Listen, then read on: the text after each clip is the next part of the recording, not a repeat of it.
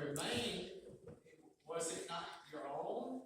After it was sold, was it not your own control? Why have you conceived this thing in your heart? You have not lied to men, but to God. Then Ananias, hearing those words, fell down and breathed his last. So great fear came upon all those who heard these things. And the young man arose and wrapped him up, carried him out, and buried him. Now it came about 3 hours later when his wife came in, not knowing what had occurred or what had happened. Peter answered her, "Tell me whether you sold the land for so much." She said, "Yes, for so much." Then Peter said to her, "How is that you have agreed together to test the Spirit of the Lord? Look, the feet of those who have buried your husband are at the door, and they will carry you out." Then immediately she fell down at his feet and breathed her last.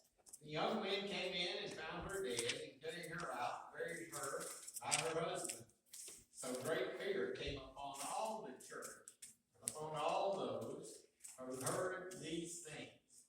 I thought it might be good for us to look at that this week and be thinking about it as we're going to study that in more depth in our Bible class next week on Sunday night.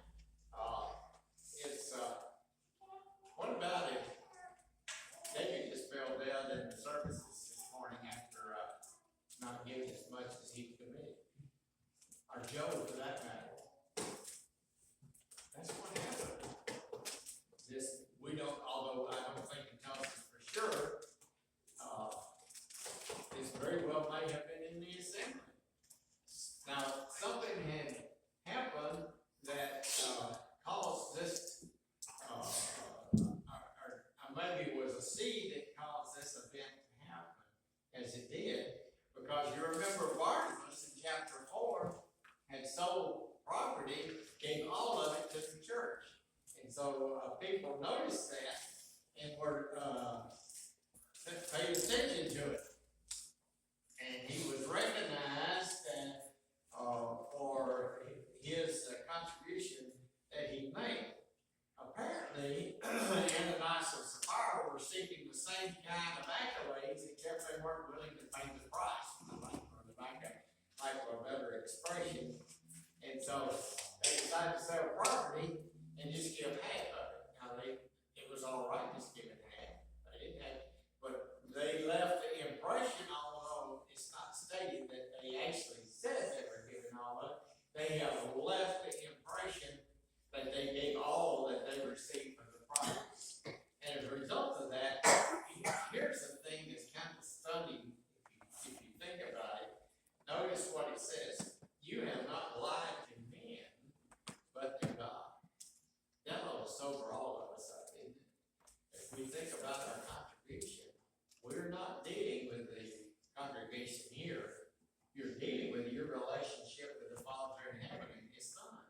And each one of us, all the purpose in our heart, what we're going to do, and be sure we do it, right? And so it gives us all something and pause to think, it's sobering, that when we decide what we're going to do in regards to our giving to the church, it's a relationship and a commitment between us and God. It's incidental that men may be aware of it, may encourage us in regards to it, but nevertheless, it is in a transaction between us and God. And that's a lot to think about, isn't it? And it ought to remind us of the personal relationship we always want with God when we're asking Him to do something for us. And the other side of that coin is He's asking us to do something for Him. And that is, in that case, purpose in our hearts every year. We read it this morning, I think, in Bible class, purpose in our hearts, and do accordingly to how we prospered, as 1 Corinthians chapter 16 tells us, and 2 Corinthians chapter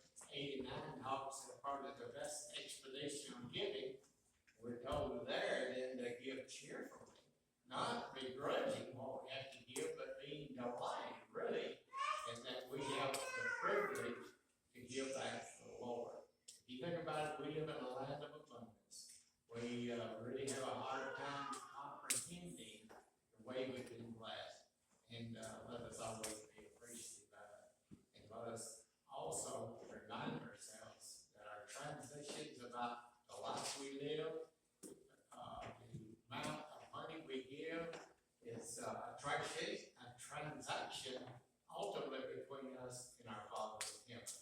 Let it always be an honor one. You're subject to invitation. Once you